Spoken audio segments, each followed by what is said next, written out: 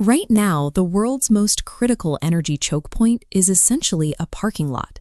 With the Strait of Hormuz blocked, over 160 massive vessels are stranded in the Persian Gulf, creating a historic disruption to the global energy supply. This chart tracks the immediate threat. Severing a fifth of the world's oil and gas exports is a massive shock, with crude projected to spike past $150 a barrel, a price point that triggers widespread economic paralysis. But the timing of this foreign supply blockage is what makes it so dangerous. It is colliding directly with a massive spike in our own domestic power consumption. The boom in artificial intelligence requires vast networks of new data centers, and those facilities draw immense amounts of power 24/7. Maryland's grid is already showing the strain, as these localized computing hubs pull more electricity than the existing infrastructure was designed to handle. When foreign supply chokes at the same time domestic AI demand explodes, it creates a historic stress test for the American economy. Our infrastructure is uniquely vulnerable to this collision. For years, the United States has been retiring reliable traditional power plants, often right before these new data centers come online. This map illustrates the Department of Energy's warning: if we continue taking reliable generation offline, we risk a 100-fold increase in power outages across the country by 2030. Without an immediate shift in strategy, the math points toward a near future defined by rolling blackouts and high energy costs. Yet, despite the massive bottleneck in the Middle East, the global doomsday scenario never materialized. The price of oil didn't lock in at catastrophic highs like $126 a barrel. The answer is the U.S. Abundance Shield, a build-out of local oil and gas infrastructure that made the U.S. the world's #1 exporter, reaching 5.4 million barrels every single day. That heavy production allowed the federal government to execute strategic swaths from the Strategic Petroleum Reserve.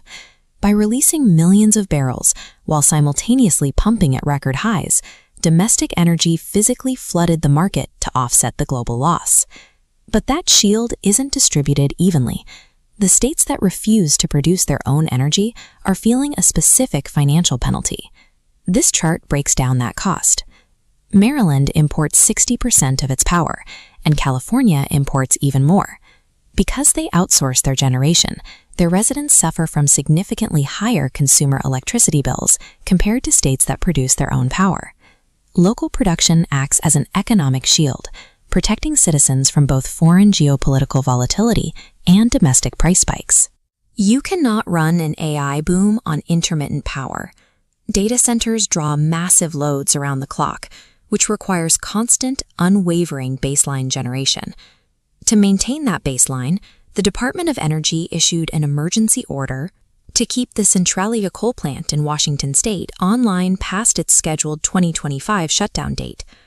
Preserving that plant was a mathematical necessity. Without the 340,000 megawatt-hours it provides every month, the Northwest would lack the physical capacity to prevent costly summer blackouts. Keeping the lights on is only half the battle. There is also the question of who pays for the massive grid upgrades these data centers require. Usually, the cost of expanding transmission lines and substations ends up landing on everyday citizens. But new policies, like the Maryland Utility Relief Act, force hyperscalers like Google and Amazon to fund their own infrastructure upgrades, redirecting costs away from the public. By stopping premature plant retirements and making tech companies fund their own grid expansion, the U.S. stabilized the grid without passing the bill to the consumer. Emergency fixes stabilized the grid, but the ultimate long-term solution for infinite energy demand requires building new, high-density generation. We just saw a historic engineering milestone.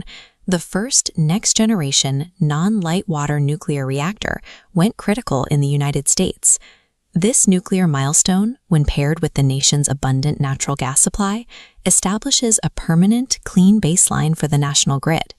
This combination is the only way to deliver the concentrated 24/7 power that the AI era requires without compromising grid stability. This strategy, leveraging domestic coal, gas, and nuclear to insulate from shipping bottlenecks, stabilizes more than just the grid. Achieving this level of energy abundance actively drives down the cost to doing business across the entire economy, from manufacturing to heavy industry. You can measure the ripple effect in middle-class employment. The push to build this infrastructure has triggered a massive boom in IBEW electrical apprenticeships, putting thousands of people to work constructing the new grid. Energy is the absolute baseline of all industry. By mastering domestic production, the U.S. ensures it has the physical resources to power its own future, regardless of volatility abroad.